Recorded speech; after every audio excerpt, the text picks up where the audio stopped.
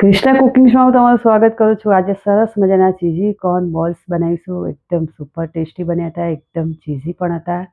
તમે પણ આ રીતે જરૂરથી ટ્રાય કરજો। તો અહીંયા એકદમ મીડિયમ સાઇઝના મેં બટાકા લીધા છે, તેને બાફી લીધા છે। હવે તેની છાલ ઉતારી લઈશું આપણે અને તેને આપણે છીણીની મદદથી છીણી લેવાનું છે। આ ખરેખર ચીઝ બોલ ખૂબ જ સરસ બન્યા હતા। તમે પણ આ રીતે જરૂરથી ટ્રાય કરજો, બાળકોને તો ખૂબ જ ભાવશે। તો અહીંયા 5 મેં મીડિયમ સાઇઝના બટાકા લીધા છે, તેને આપણે છીણીની મદદથી છીણી લઈશું। જો તમને મારો આ વિડીયો ગમે તો લાઇક, શેર અને સબસ્ક્રાઈબ કરજો, બેલ આઇકન દબાવજો અને કમેન્ટ કરજો। તો અહીંયા સરસ મજાનું બટાકા આપણા છીણી લીધા છે મેં અહીંયા।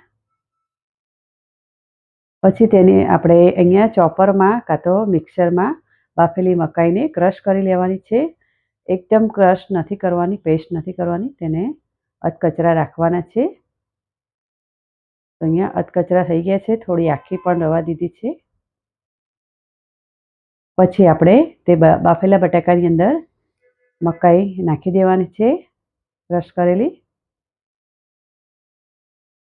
તમને આખા દાણા ના ભાવતા હોય તો તમે એકદમ પીસીને પણ નાખી શકો છો, પણ મેં અહીંયા થોડા આખા દાણા રહેવા દીધા છે। પછી તેમાં અડધું કેપ્સિકમ ઝીણું સમારીને નાખી દઈશું। એક નાની ચમચી આપણે કાળા મરીનો પાવડર નાખીશું। એક નાની ચમચી આપણે ચીલી ફ્લેક્સ નાખીશું અને થોડુંક આપણે શેકેલા જીરા પાવડર નાખીશું। તમારે વધારે ભાવતું હોય તો વધારે પણ નાખી શકો છો। ટેસ્ટ પ્રમાણે મીઠું નાખવાનું છે।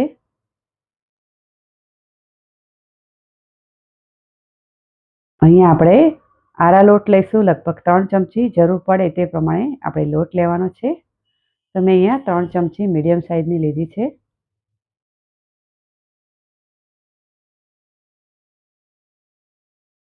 ચપટી હિંગ લઈશું, જેથી પેટમાં ના દુખે। બટાકા અને મકાઈના દાણા છે એટલા માટે ચપટી હિંગ નાખી દેવાની અને બધી વસ્તુને સારી રીતે મિક્સ કરી લેવાનું છે। મિક્સ કર્યા પછી અહીંયા એક ચીઝ ક્યુબ નાખીશું, આપણે પ્રોસેસ ચીઝ છે તેને છીણીને નાખી દેવાનું છે અંદર। આનાથી ખૂબ જ ટેસ્ટ સરસ આવશે।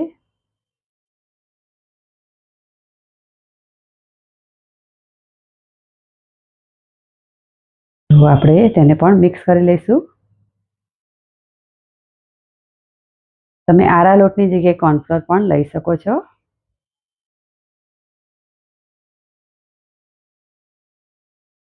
સરસ મજાનું મિક્સ થઈ ગયું છે। તો અહીંયા થોડોક આપણે ચાટ મસાલો પણ નાખીશું, જે હું ભૂલી ગઈ હતી, અને લીલા ધાણા પણ ભૂલી ગઈ હતી, તેને પણ નાખી દઈશું। અને મેં અહીંયા 1 ચમચી જેટલો કોર્નફ્લોર નાખ્યો છે। બંને વસ્તુ મેં નાખ્યું છે, આરા લોટ અને કોર્નફ્લોર બંને। તો આરા લોટ મેં 3 ચમચી લીધો છે અને 1 ચમચી કોર્નફ્લોર લીધો છે। પછી બધી વસ્તુ મિક્સ કર્યા પછી આપણે બંને હાથમાં તેલ લગાવીને આવી રીતે તેની લોટની ટિક્કીઓ વાળી લેવાની છે। ટિક્કી વાળ્યા પછી આપણે તેની અંદર અડધી ચમચી જેટલું મોઝરેલા ચીઝ નાખીને તેને સ્ટફ કરી દેવાનું છે, વચ્ચે ભરી લેવાનું છે। આ રીતે તેને ફાટી ન જાય તેનું ખાસ ધ્યાન રાખવાનું છે। તો બરાબર તેને હાથની મદદથી તેને બોલ્સને બંધ કરી દેવાનો છે એકદમ। સરસ મજાનો થઈ ગયો છે। અહીંયા બીજું પણ આપણે કરી લઈશું।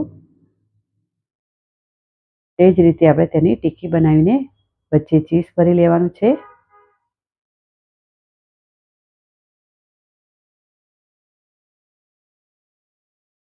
વચ્ચે અંગૂઠાની મદદથી ચીઝને દબાવી લેવાનું, જેથી બહાર ના આવે।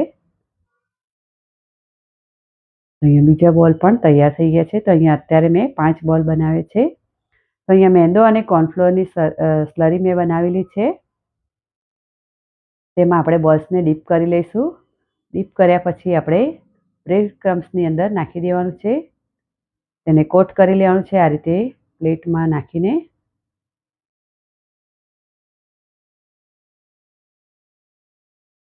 તો આ રીતે તેને રગડોળી લેવાનું છે બ્રેડમાં બરાબર, જેથી બ્રેડ એકદમ સરસ મજાની ચીપકી જાય। તે રીતે આપણે બીજું કોર્નફ્લોરમાં સ્લરીમાં નાખીને બોલ્સને કાઢી લઈશું અને બ્રેડ ક્રમ્સમાં તેને નાખી દઈશું। તમે પણ આ રીતે જરૂરથી બનાવજો। ઉપરથી ક્રિસ્પી, અંદરથી સોફ્ટ થશે અને ચીઝી પણ થશે। ખૂબ જ ખાવાની મજા આવશે. નાના મોટા બધાને જ ભાવશે. મારા ઘરમાં દરેક વ્યક્તિને એક વ્યક્તિને પણ આ બહુ જ ભાવ્યા હતા ચીઝ બોલ.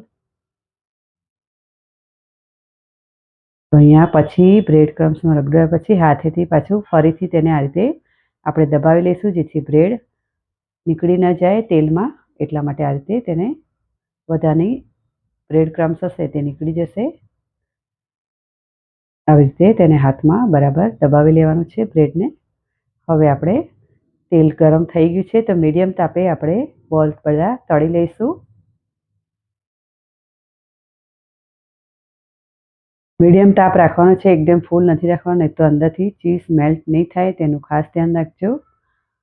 તરત જ આપણે તેની અંદર જારો નથી નાખવાનો, તેનું ખાસ ધ્યાન રાખવાનું છે.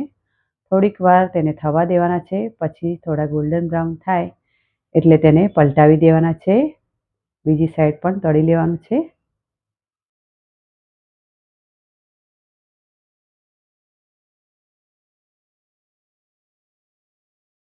પાછા ફરીથી તેને પલટાવી દઈશું અને સરસ મજાના ગોલ્ડન બ્રાઉન થાય એટલે તેને કાઢી લેવાના છે. તો તમે અહીંયા જોઈ શકો છો ચીઝ બહાર નીકળવા માંડ્યું છે. હવે આપણે તેને સર્વિંગ પ્લેટમાં સર્વ કરી દઈશું. સર્વિંગ પ્લેટમાં મેં લસણની ચટણી સાથે તેને સર્વ કર્યું છે. લીલું લસણ અને ધાણાની ચટણી બનાવી હતી, ખૂબ જ ટેસ્ટી બની હતી. તો અહીંયા તમે જોઈ શકો છો એકદમ સરસ મજાનું ચીઝ મેલ્ટ થઈ ગયું છે. ખૂબ જ ટેસ્ટી બન્યા હતા ચીઝ કોર્ન બોલ્સ. તો હું અહીંયા એક તમને ખાઈને બતાવીશ. ખૂબ જ સરસ બન્યા હતા, એકદમ ટેસ્ટી બન્યા હતા. મેં લીલી ચટણી સાથે તેને ખાધું છે, બહુ જ ટેસ્ટી બન્યા.